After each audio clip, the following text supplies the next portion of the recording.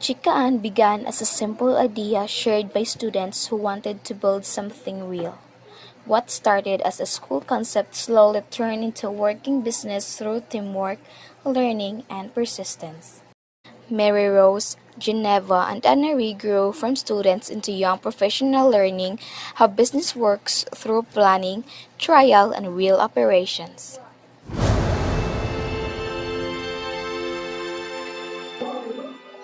What if going underground is not just for race, like you need capital, pricing, expenses. Show me your idea. Good, but incomplete. You're thinking like student, not like others. In business, the question is not who start, it is who will take responsibility if it fails.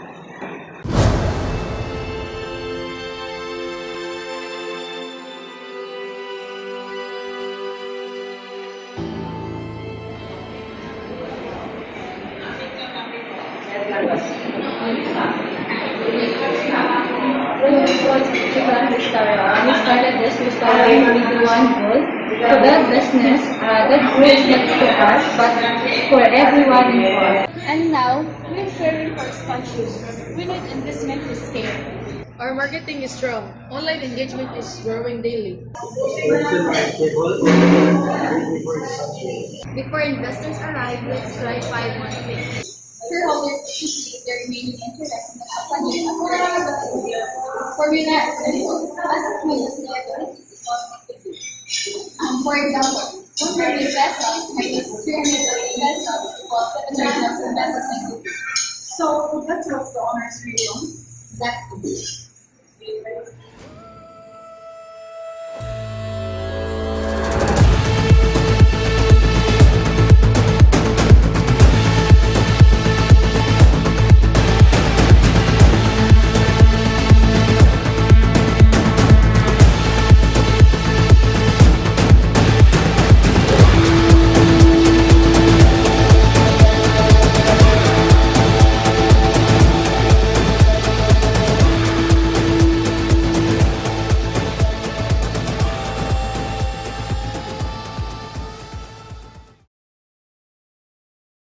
We are showing shares to fund Chikaan. How much capital are you raising? We will issue 500,000 shares at 120 pesos per share with 100 fair value. Share capital 5,000 times 100 pesos equals 5,000 pesos. Share premium equals 5,000 times 20 equals 100,000 pesos. Total investment is 600,000 pesos. The extra 20 pesos is additional paid capital. Yes, that is share premium. Ownership percentage will change depending on share issue. So we gain funds but dilute ownership. How is built works? We accept the trade-off.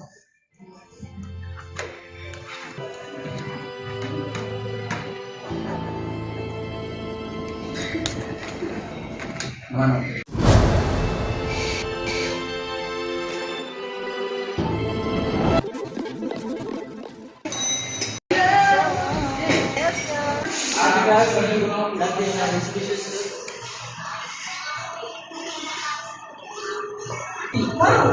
Our sales is increasing every day. This company is really popular. As the business grew, so did its structure capital was invested. Operations generated income and return earning increased. Our monthly performance revenue 280,000 pesos, expense 180,000 pesos, net income 100,000 pesos. That increases within earnings. Yes, 150,000 pesos plus 100,000 pesos equals 250,000 within earnings. Strong performance for our investors. We're finally growing.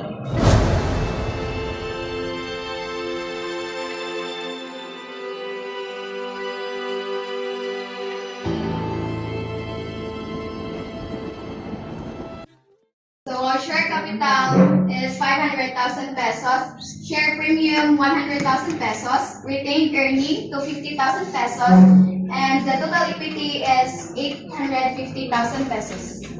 So our financial position improved. What about dividends?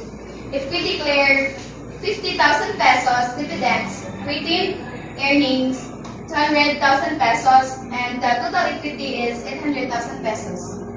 Dividends rewards investors but reduce retained earnings. Later, they discovered that Jenny was still listed in the original record as a shareholder, not because she controlled the business, but because she never removed herself from its foundation. Before we finalize this agreement, we need to confirm the official ownership structure. I verify original incorporation records for compliance. I'll check the company registry to match the current equity breakdown. Wait, there's an original founder listed here who is not a part of the current executive team. Who? It's me. Jenny? According to the records, he is the one of the original founders of Chikaan. So you'll be here all alone. Yes, under a different rule. I stayed to see if the company can survive without relying on my name. And you proved that. So everything about you were watching. No, just trust me. This is a transfer of remaining voting shares to the employees. To us? Yes, because real owners is not me. It's the people who build the value. You already owned Chikaan before you knew it. So equity was never just number, it was trust. By then, however, Chikaan was no longer defined by one person. It had become a company built by many hands working together. In the end, the meaning of ownership became clear. It is not only about who starts a business, but about who continues to build it, sustain it, and believe in it. Because the real price of ownership is learning when to hold on and when to let others grow it forward.